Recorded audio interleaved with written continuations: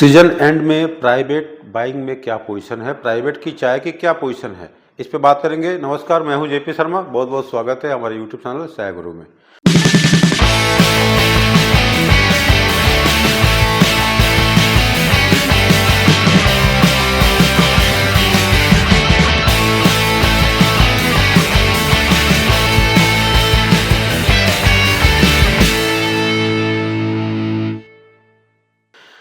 तो बात करते हैं कुछ प्राइवेट गार्डन के बारे में, मतलब जो प्राइवेट सेल करते हैं उसके बारे में हम बात करने वाले हैं।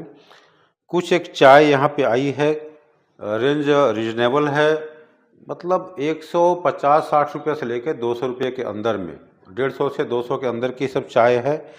देखते हैं कैसी क्या पोजीशन है। एक दो चाय मुझे ठीक लग रही है, इन्फ्यूजन के हिसाब से मैं यहाँ पे लिखकर रेडी कर रख चुका हूँ और इसको बारीकी से समझेंगे, देखेंगे क्या ये चाय लेने लायक है। बेसिकली जब सीज़न एंड होती है या जैसे 30 नवंबर को फैक्ट्रियाँ बंद हुई, तो जो 4-5 दिन का जो टाइम होता है काफ़ी रस वाला होता है। पत्तियों को जल्दी जल्दी तोड़ते हैं, बड़े छोटे लंबे हर साइज़ की पत्तियाँ होती हैं और उसकी रफली प्रोडक्शन की जाती है। मतलब उतना ज़्यादा केयर करने की ज़रूरत होती ही नहीं है। थोड़ा सा फ्लो होता है, थोड़ा टेंशन होता है, भाई जो भी है काट दो, बना दो, चाय कर दो, ये सब प्रॉब्लम्स होती हैं।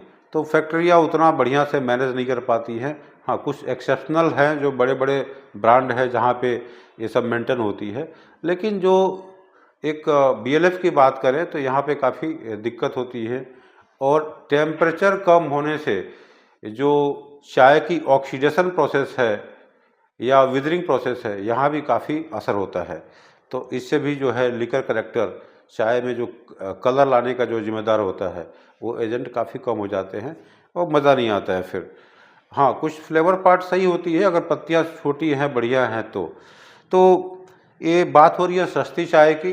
तो सस्ती चाय में ये कुछ 6-7 सैंपल मैं यहाँ पे टेस्ट कर रहा हूँ और ये लो रेंज की ही है।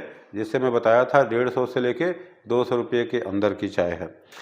तो एग्जैक्ट जब लेने की बारी आती है तो हम एग्जैक्टली इसकी प्राइस नेगोशिएट करके एक फ़ाइनल करते हैं कि किस रेट में क्या मिल रही है। और मोस्टली यहाँ पे बीपी ग्रेड दिख रहे हैं, कुछ पीएफ, या देखिए यहाँ भी डुआर्स में भी कुछ गार्डन ऐसे हैं या फैक्ट्रियाँ हैं जो पीएफ लिखना चालू कर दिया। भाई एक कन्फ्यूजिंग बात है, पीएफ लिखने से लगता है कि आसाम की चाय है। जो बाहर के बायर होते हैं उनको ये लगता है कि भाई पीएफ लिखा हुआ है, आसाम की चाय होगी। तो डुआर्स में ग्रेड में तो कोई रिस्ट्रिक्शन है नहीं कि हम ये लिख नहीं सकते। तो पीएफ और PF1 लिखने का भी प्रचलन एक दो फैक्ट्रियां जो है ला रही हैं। वो भी बीएलएफ की बात करूं, वो भी डुआर्स की बात करूं। तो ये चीज़ें आप थोड़ा समझिए, लोकेशन को समझिए और किस फैक्ट्री की क्या स्थिति है, कहाँ पे है, लोकेशन क्या है, उसकी ओरिजिन क्या है, इन सबको जानना बहुत ज़रूरी है। नहीं तो आप कन्फ्यूज हो जाएंगे और सोचेंगे भाई पीएफ है और ले लेंगे आसाम समझ के और निकलेगा चाय बेकार। तो ये सब बातें हैं। तो एक एक करके टेस्ट करते हैं और टेस्टिंग टेबल पे देखते हैं कि क्या पोजीशन है चाय की। तो यहाँ पे एमजेबी ग्रुप की जो चाय है, देखिए एमजेबी ग्रुप की ये सारी चाय हैं, उनकी ही ग्रुप की ये सब चाय आई हुई हैं। कुछ उनके ब्रांड पैकेट में है, आप देख पाते हैं, और कुछ जो है सैंपल्स मुझे थोड़ी क्वांटिटी मिली है और मुझे जस्ट एक टेस्ट करना है। ये किसी के लिए बाइंग नहीं है, कोई परचेज वाली बात नहीं है। देखिए इसके अंदर में एक डल ब्लैक है और ये जो है काबिनी, इसका ब्रांड नेम है एमजेबी ग्रुप का। डल ब्लैक है, फाइबर भी एक्सपोज हुए हैं, किसी तरीके का ब्लूम वगैरह कुछ नहीं है और थोड़ी सी पत्तियां हार्ड हो गई होंगी या रफ हो गई होंगी। तो चाय एक लाइव नोज है, फ्रेश चाय है। दूसरा एक और बात करते हैं बीपी ग्रेड, वो भी काबिनी है और इसका लॉट नंबर 1345 और ये 1354, मतलब बहुत ज़्यादा का फ़र्क नहीं है। 1-2 दिन प्रोडक्शन आगे पीछे की बात है। 1-2 दिन पहले चाय बनी होगी, 2 दिन बाद ये चाय बनी होगी। ये भी उसी रंग का है, थोड़ा सा उससे बेटर दिख रहा है। इसमें भी कोई ख़ास मुझे नज़र नहीं आया, तो थोड़ा 19-20 का फ़र्क है। इन्फ्यूजन की बात भी करेंगे और एक काबिनी का एक OF है, इसको भी देखते हैं इनकी क्या पोजीशन है। OF ग्रेड छोटे होते हैं और इसमें फाइबर भी ज़्यादातर आ जाता है। फाइबर ज़्यादा कुछ नहीं है, साफ़ सुथरा ही है, हल्की फुल्की फाइबर है, लेकिन वही डल ब्लैक है, ब्लूम कुछ नहीं है, थोड़ी सी फ्लैकी है, थोड़ा ओपन जैसा लग रहा है। और दाने वगैरह मोरलेस सही है, बहुत ज़्यादा फ़र्क नहीं है, फ्लैकी ज़रूर है। तो चाय फ्लैकी हो गई है, इसमें फाइबर कंटेंट आ गए हैं। एक नवाल की बात करें, नवाल BP, ये देखिए ये 1503, 4, 5, 6, भैया बात को समझिएगा, ये 4 लॉट को एक साथ ब्लेंड करके बनाते हैं। 4 लॉट मतलब कि 30 बैग का लॉट है, तो 120 बैग चाय, 120 वो भी 38 किलो करके। तो आप कैलकुलेशन करिएगा, 120 बैग इंटू 38 किलो, कितनी बड़ी ब्लेंड बनी होगी और कैसे ब्लेंड किए होंगे। फैक्ट्रियों में नॉर्मली ये सही नहीं होता है कि एक ही माल को आप ब्लेंड करके 4 भाग में पैक कर दो, इसमें एक्यूरेसी नहीं आती है। तो किसी तरीके कभी भी इस तरीके का अगर लॉट साइज देखने को मिले कि भाई लाइन से एक ही लॉट दिया हुआ है और सैंपल एक है, तो वही सावधान हो जाइएगा, वो आपके सैंपल और बैग के चाय में फ़र्क आ सकता है। तो इस ढंग से बड़े बड़े लॉट लेने से पहले ज़रूर एक बार सोचिए, समझिए, देखिए, वेरीफाई करिए, परचेज सैंपल और बैग का सैंपल से टैली ज़रूर करिए। ये मैं भी फैक्ट्री में काम किया हूँ, काफ़ी साल काम किया, और फैक्ट्री में एक अच्छे रिस्पॉन्सिबल पोस्ट पे था, और मैं देखा हूँ कि 60 बैग 70 बैग तक तो ब्लेंड हो जाती है, मैनुअल ब्लेंड होती है, मशीनें तो लगी नहीं है। लेकिन जहाँ पे 120 बैग 30 बैग की बात आती है, 4000 5000 किलो की ब्लेंड की, भैया वहाँ पे प्रॉपर ब्लेंड नहीं होती है। वो वर्कर कुछ भी कर लो, प्रॉपर ब्लेंड करेंगे नहीं, वो त्रिपाल पे बिछा के बेलचा से मिक्स करके, ये कोई थोड़ी ना ब्लेंड होता है उतनी बढ़िया। तो उसमें क्या होती है, चाय में वेरिएशन मिलती है। अब हर एक बैग की चाय बराबर नहीं हो सकती है, तो थोड़ा सा सावधान होना पड़ेगा, या इस तरीके की लॉट को अवॉइड करिएगा जो यहाँ पे 120 बैग का लॉट ब्लेंड करके एक में दे दिए हैं। और भी दिखाऊंगा ऐसे करामाती। और ये जो चाय है पूरी ब्राउनिश है, इसमें फाइबर कंटेंट ज़्यादा है, और बेशक इसकी इन्फ्यूजन मुझे ठीक लग रही है, थोड़ी सी ब्राउनिश टोन में है, ओपन है, और मोरलेस एवरेज क्लीन बोलेंगे, लेकिन कुल मिलाजुला के कोई ख़ास इसमें बात नज़र नहीं आ रही है अपीयरेंस में। लीकर भी टेस्ट करेंगे। एक देवनबाड़ी की बात करें तो देवनबाड़ी देखिए, यहाँ भी 76 77, चलिए ये 70 बैग का ब्लेंड किए हैं। कुछ हद तक मैं मानूंगा कि चलो हो सकता है 70 बैग एक साथ में ब्लेंड हुआ और 35-35 करके 2 भाग कर दिए, लेकिन यहाँ पे क्या है, मतलब 120 बैग एक साथ ब्लेंड किए और उसको 4 लाइन भाग कर दिए। 120 बैग इंटू 38 किलो करके आप हिसाब निकाल सकते हैं। ऐसे करके 5-5 6-6 लाइन के आ जाते हैं। तो ये सब थोड़ी सी प्रैक्टिकल वे में पॉसिबल नहीं होता है। देखिए देवनबाड़ी की चाय की अपीयरेंस ये नवाल से बढ़िया है, लेकिन यहाँ भी वही बात है, डल है और इसके अंदर फाइबर एक्सपोज हुई है। फाइबर भी है, अपीयरेंस में कोई ख़ास दम नहीं है, लेकिन बाकी सबसे कंपेयर करें तो थोड़ी सी ठीक है। देवनबाड़ी की चाय मोरलेस ठीक होती है। 26 किलो की पैकिंग होती है, तो 70 बैग 26 kg करके हिसाब निकालिए, इतना ब्लेंड किया गया है और उसको पैक किया गया है। और यहाँ पे एक ताप्ती प्रीमियम की बात करें तो ताप्ती प्रीमियम देखिए, ये PF लिख दिए हैं। यहाँ पे ये PF लिखने का मतलब क्या है, PF आसाम में लिखा जाता है, डुआर्स में भी लिखना चालू कर दिए हैं। तो ये कहने का मतलब साइकोलॉजिकली जो है, एक आप लोगों को हिट करने का होता है कि भाई हमारा PF है तो आसाम की जैसी चाय होगी और अच्छी क्वालिटी की चाय होगी। लेकिन इस PF में बात करें तो भैया ये PF कम, PD ज़्यादा नज़र आ रहा है। दाने काफ़ी छोटे हैं, इसको PF नहीं बोलना चाहिए, इसको PD बोलना चाहिए। काफ़ी छोटे दाने हैं, तो मुझे किसी भी एंगल से ये PF नज़र नहीं आ रहा है।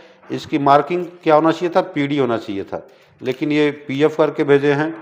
तो अगर आप एक्यूरेट साइज PF या OF का लेते हैं तो ये नहीं मिलने वाला है इसमें। बेशक इसकी इन्फ्यूजन सही लग रही है, लीकर भी सही होना चाहिए। एक और है ये PF1, देखिए यहाँ पे 1 सेकेंडरी ग्रेड, तो इसके अंदर में फाइबर कंटेंट ज़्यादा होगा, इसलिए PF लिख दिए हैं। और है भी ये चाय ब्राउनिश है, फ्लोटिंग फाइबर काफ़ी ज़्यादा नज़र आ रहे हैं, तो इसलिए PF1 कर दिए हैं। लेकिन हिसाब से दाने इसके भी काफ़ी छोटे हैं और ये PF नहीं होना चाहिए, इसका ग्रेड PD होना चाहिए। तो ये आप जब एक्सपीरियंस जब गेन कर लेते हैं तो आपको समझ में आता है कि एक्यूरेट साइज़ क्या होना चाहिए, अंडर साइज है कि ओवर साइज है, इस सबको भी समझना ज़रूरी है। तो प्राइवेट में सैंपल्स जब मंगाते हैं तो उसको बारीकी से टेस्ट करिए और परचेज सैंपल ज़रूर कंपेयर करिए। प्राइवेट में उनके हाथों में ये पावर होता है कि सैंपल्स को निकालें और उसको जैसे भी करके आप तक प्रेजेंट कर दें, लेकिन ऑक्शन में ये बात नहीं है। ऑक्शन में सेलर का कोई पावर नहीं होता है, किसी भी बैग से कहीं से भी कोई सैंपल निकाल सकता है और वो बाहर तक पहुंचा सकता है। लेकिन प्राइवेट में क्या है, कभी कभी ऐसा होता है दिखाते कुछ अलग हैं और होता कुछ अलग है। तो ये नॉर्मली सैंपल पीस थोड़ा सा बढ़िया दिखा देते हैं लोग, लेकिन मैं किसी पे ब्लेम नहीं लगा रहा हूँ, कौन अच्छा कर रहा है कौन बुरा कर रहा है। वेरीफाई जरूर करना चाहिए कि जो सैंपल है वही बैग के अंदर माल है कि नहीं है।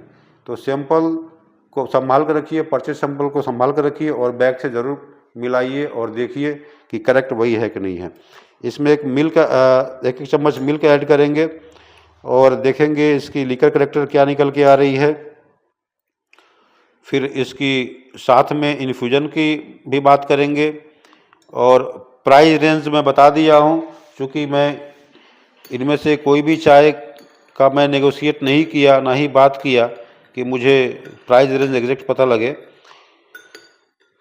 लेकिन इसी रेंज में बिकने वाली है। और यहाँ पे लीकर करेक्टर की बात करें तो किसी में भी वो कलरी फील नहीं आ रही है, ना ही कोई ज़्यादा कप में ऐसा कुछ ब्राइटनेस या एक कलर वाली बात है वो मिल रही है। तो देखिए इन्फ्यूजन की बात करते हैं तो कावेनी का जो सबसे पहला लॉट था इन्फ्यूजन डार्क है, एक काला हो चुका है, इन्फ्यूजन के हिसाब से चाय रिजेक्ट है। वहीं पे अगर दूसरा लॉट की बात करें तो हल्की फुल्की ब्राइटनेस है इस लॉट में, तो ये लॉट थोड़ा सा सही है, लेकिन ब्राइटनेस होने से क्या हुआ, इसके लीकर डाउन हो गई। तो लीकर अगर ब्राइटनेस है तो समझिए कि थोड़ी सी कम से कम क्वालिटी तो होती है, और इन्फ्यूजन अगर ब्राइट है, लीकर भी ब्राइट है तो अच्छी बात है। कलरी होना अलग बात है और एक ब्राइटर होना अलग बात है। अभी के टाइम पे ज़्यादा कुछ स्ट्रेंथ मिलने वाला है नहीं। तो यहाँ पे हम OF की बात करें तो OF में भी कोई ख़ास नज़र नहीं आ रही है। OF जो है BP के जैसा ही है। इसकी इन्फ्यूजन की बात अगर करते हैं तो कावेनी में कोई ख़ास दम नज़र नहीं आया। वहीं पे नावल की बात करें तो नावल में थोड़ा सा एक डेप्थ है, हल्की सी एक कॉपरी नज़र आ रही है, थोड़ी सी डेप्थ है कॉपरी में, थोड़ी सी डीप या डार्क कॉपरी है, लेकिन ये पूरी ही डार्क हो गई है। तो यहाँ पे थोड़ा सा कावेनी का हल्का सा अच्छा है, लेकिन लीकर की कलर सही नहीं है। और नावल से अगर इसकी बात करते हैं तो नावल में भी और भी ज़्यादा गड़बड़ है। तो जिसमें आपकी ब्राइटनेस नज़र आ रही है इन्फ्यूजन में, उसकी लीकर करेक्टर या कलर कम है। तो ऑटम सीजन के टाइम पे ये प्रॉब्लम्स होती हैं कि अगर ब्राइटनेस है इन्फ्यूजन में, अगर सब ठीक ठाक है, तो इसका मतलब नहीं है कि वो लीकर मिलने ही वाला है। लीकर एक लाइट ही होगी। टेस्ट भी करते हैं इसको।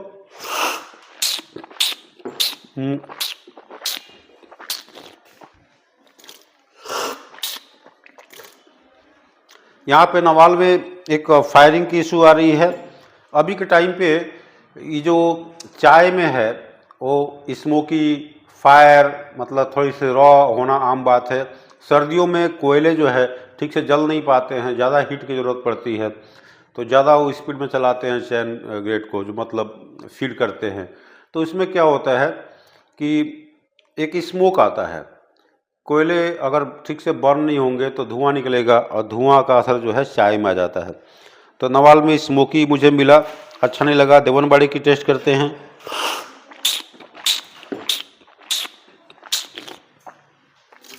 देवनबाड़ी ठीक है, टेस्ट वाइज मतलब एक फ्लैट टेस्ट है, किसी भी तरीके का स्ट्रॉन्गनेस नहीं है, एक फ्लैट लीकर है और ब्राइटनेस सही है।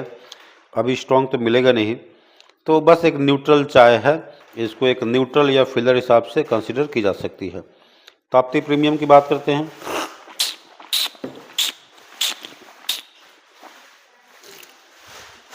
ताप्ती भी सही है, इसमें हल्की फुल्की बिटरनेस आ रही है, लेकिन बहुत ज़्यादा स्ट्रेंथ की बात करें, फ्लेवर की बात करें, इसमें ऐसा कुछ नहीं है।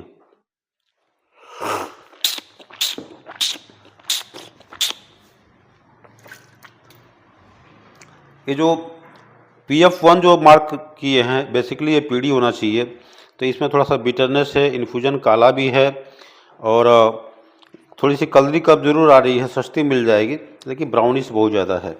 और इन्फ्यूजन दोनों में देखेंगे तो बहुत फ़र्क नहीं है, एक डार्क कॉपरी में है और बहुत ज़्यादा डार्क नहीं बोलेंगे, लेकिन सस्ता चाय अगर किसी को चाहिए तो आप देवनबाड़ी और ताप्ती प्रीमियम में जा सकते हैं।